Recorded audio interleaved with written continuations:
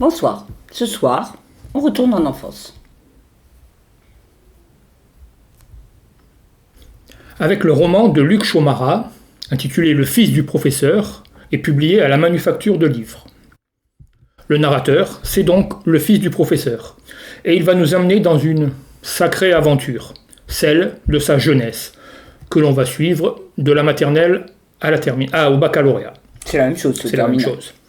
Une enfance extraordinaire, peut-être, peut-être pas vraiment en fait.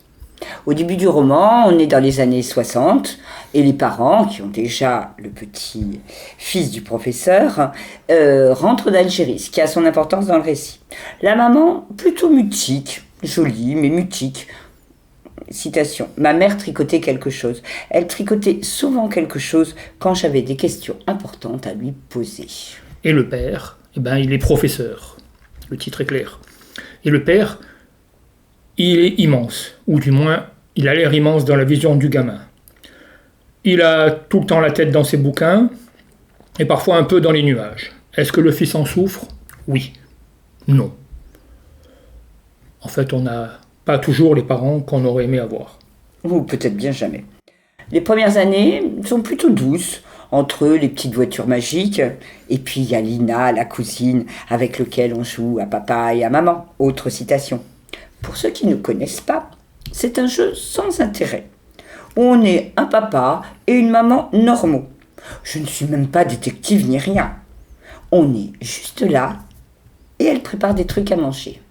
Bravo, les féministes en prennent un coup. Mais c'était dans les années 60. Ce passage, au début du roman, en fait, donne bien le ton. Rien d'important, la vie qui va, mais en fait, presque tous les détails méritent d'être racontés, car pour le gosse, ils sont mentaux. Oui. D'ailleurs, beaucoup de garçons doivent partager des souvenirs extraordinaires avec l'auteur ou avec le fils du professeur. Le circuit de voiture Scalextrix, la 125 du copain avec des vitesses alors que toi tu roules en 103 Peugeot, et surtout les émoustillantes pages du catalogue de la Redoute. Et puis il y a les problèmes existentiels. Le catéchisme, Dieu, ça va l'occuper beaucoup. Et puis il y a l'école. Mais plus que l'école, c'est la cour de récréation. Est-ce qu'on doit s'intéresser au foot ? C'est important ça. Est-ce qu'il faut être bon au foot pour se faire accepter ? Oui, c'est essentiel. Et puis il va y avoir le changement fondamental dans la famille, l'arrivée du petit frère, qui se révèle un génie. Trop intelligent, trop bon, trop tout quoi. Et le préféré surtout. Oui. Bref, la vie, c'est franchement pas drôle. Et puis petit à petit, il y a l'adolescence qui arrive, alors ça va être encore pire. Et oui, parce que qu'est-ce qu'il faut savoir sur les filles ? Pire, sur le sexe. On ne sait même pas, en fait, ce qu'on est censé demander. Qu'est-ce qui se passe dans la tête d'un garçon, se demande le narrateur, l'enfant donc. C'est incroyable à quel point il ne s'était rien passé, répond l'adulte, donc l'enfant, donc Luc Chaumarat. C'est peut-être cela d'ailleurs que veut nous dire l'écrivain. L'enfance est cette sensation de vacuité, d'attente, sans que l'on passe ce temps à s'écouter, grandir, en fait, sans rien entendre. Donc vous l'aurez compris, c'est pas vraiment un roman noir. Même si on sent, ou plutôt on ressent la solitude de l'enfant, l'idée d'être constamment rejeté par sa famille, les copains et les filles. Surtout les filles. Et puis sa famille.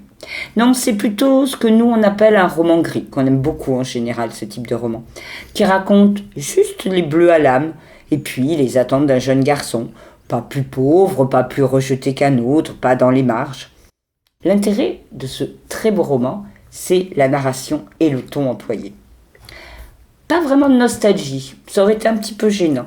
Non, beaucoup de dérision et toujours un œil narquois, un œil un peu de côté, qui regarde et qui se fait le témoin de tout ce que vit ce jeune garçon. Et puis évidemment, qui va le raconter avec une fausse naïveté dont on dit souvent qu'elle est désarmante et ici très drôle. Effectivement, pas de nostalgie en fait, sauf peut-être dans la tête du lecteur, s'il a un âge proche de celui de Luc Chaumarat, il va passer de souvenir en s'extasiant. Et ceux qui n'ont pas l'âge de Luc Chaumarat vont aussi s'extasier devant tous ces souvenirs.